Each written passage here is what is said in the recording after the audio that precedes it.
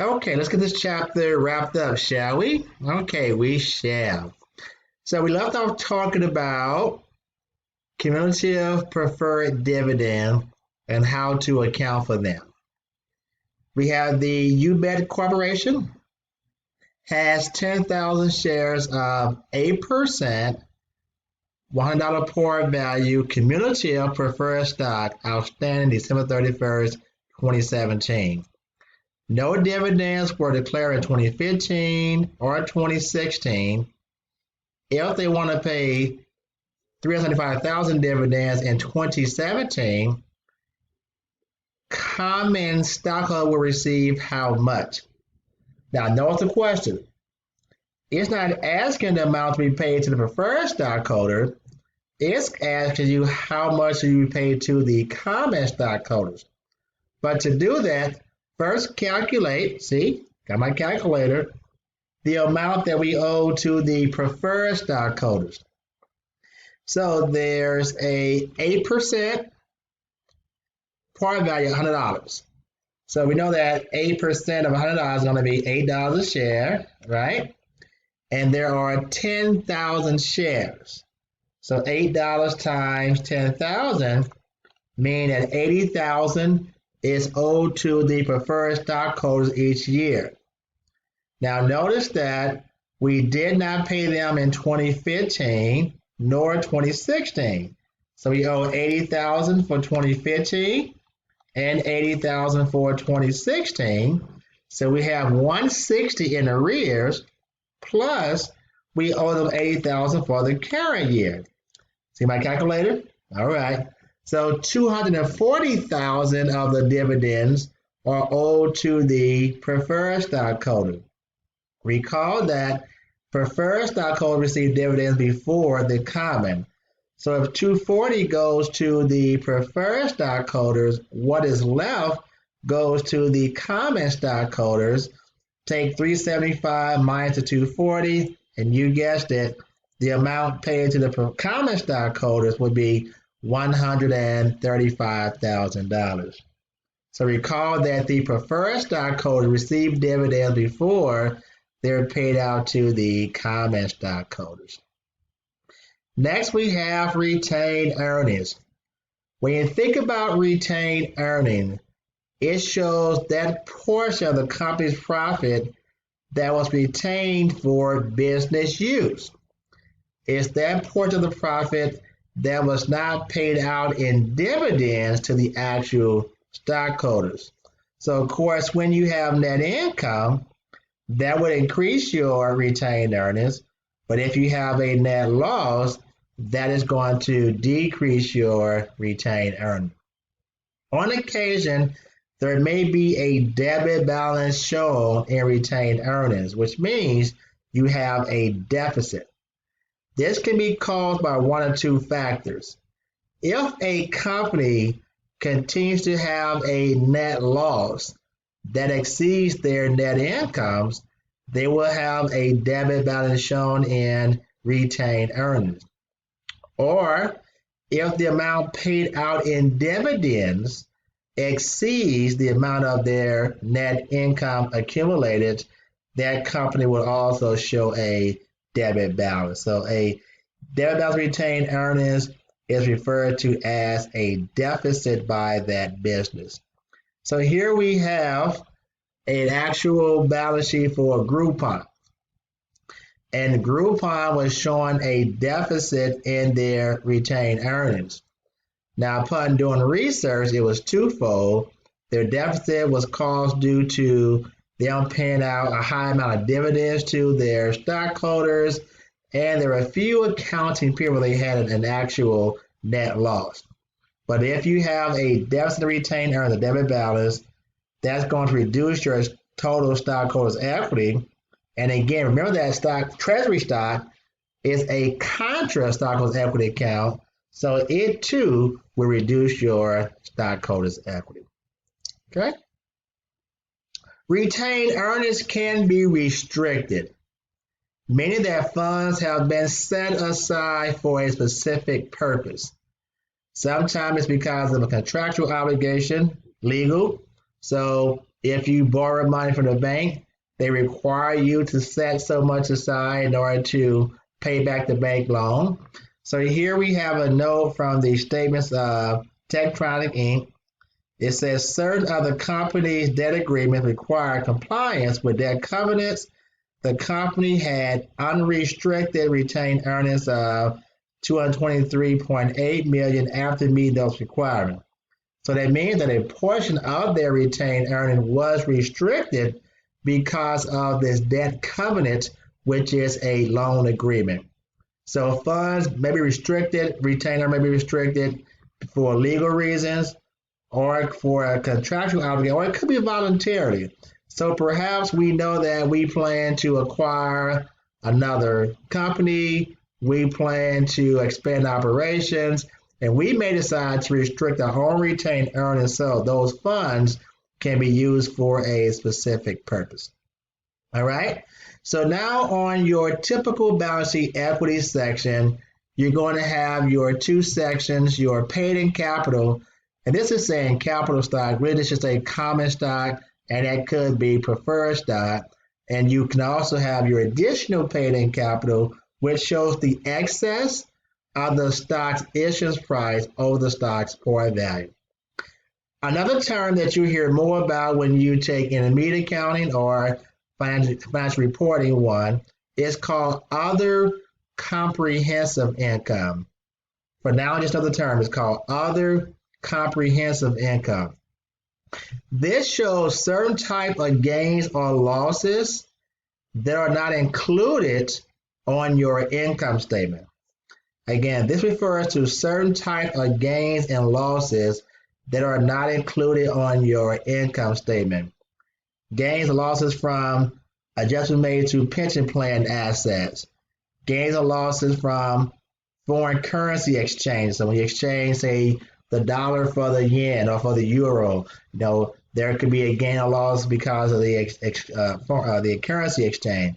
Gains and losses on different type of investments that have not yet been recognized. So I won't really test you too much on how to do any calculations, but understand that there are certain type of gains and losses that are not recorded on the traditional income statement. They go up under another section known as other comprehensive income. And this section is going to be part of the stockholders' equity section of the balance sheet. So here's the actual balance sheet for Graver Inc. And notice that they have preferred stock. They also have common stock. So they have additional paid-in capital, excess for preferred and for common. They have their retained earnings, and they also have their other comprehensive income accumulated, which comes from those gains and losses not shown on the income statement, less their treasury stock to get their total stockholders' equity. They even have a note that retained earnings restricted for the cost of treasury stock. So what they're saying is there's a certain amount of funds and retained earnings that have been set aside and restricted in order for them to buy back their own stock. Well, this is a good illustration of the different type of accounts that you may see under the stockholder equity sections for a public corporation. All right, almost done.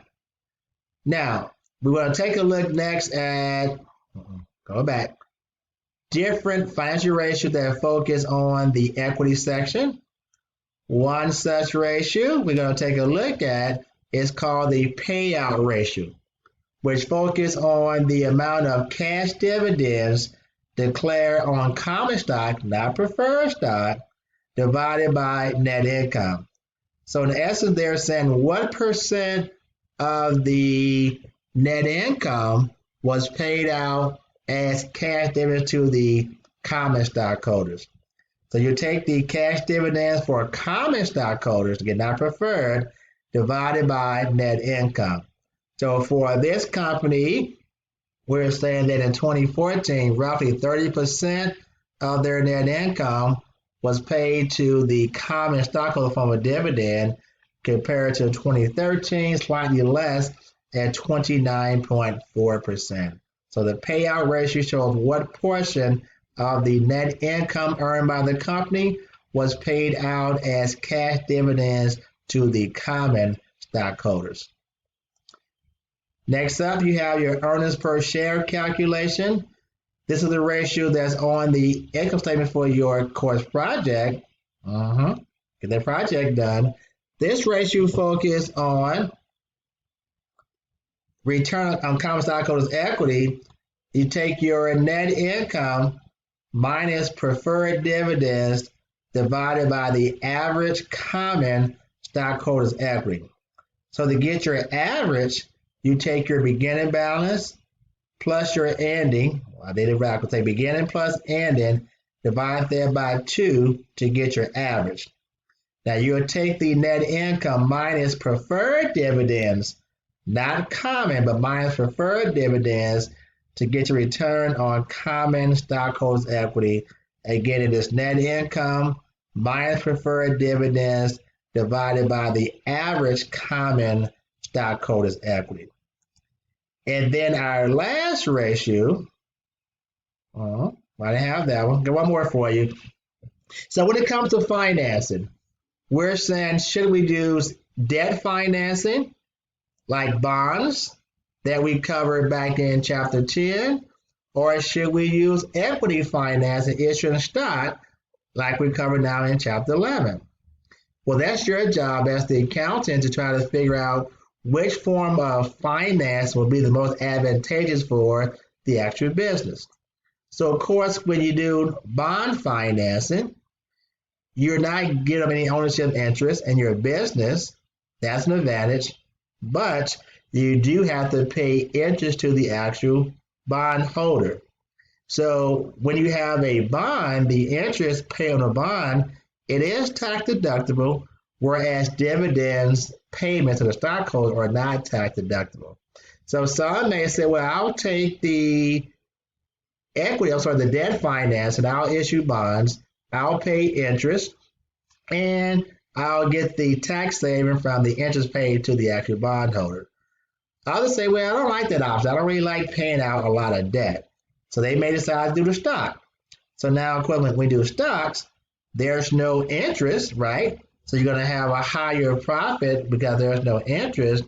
But when you do issue bonds, you are giving up a percentage of ownership in your business because those stockholders, you issue stock, you are giving up a percent ownership in your business because those stockholders are now owners of your corporation. And when you pay them out dividends, those dividends are not going to be tax deductible. So we must determine as a corporation what's a good balance between debt finance compared to equity financing. Last, IFRS. When it comes to the stockholders' equity section of the balance sheet, pretty much IFRS and GAAP are pretty similar. However, there are some differences in terminology. Like GAAP, IFRS does not allow a company to record gains or losses on purchase of its own shares. So when you have a treasury stock, under GAAP or IFRS, you record treasury stock at what you pay for it. And then once the treasury stock is sold, then any difference goes into your paid-in capital exit account for treasury stock. I want to show you one last slide. There are some terminology that's a little different from IFRS compared to GAAP. So how we use common stock, they'll use share capital. When we call it stockholders' equity, they call it shareholders' equity. When we have par value, they call it nominal or face value.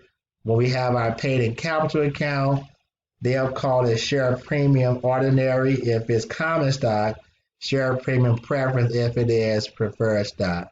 So you can see that there's some difference for its terminology when it comes to GAAP compared to IFRS, but from an accounting standpoint, we account for our stock transactions pretty much in the same fashion.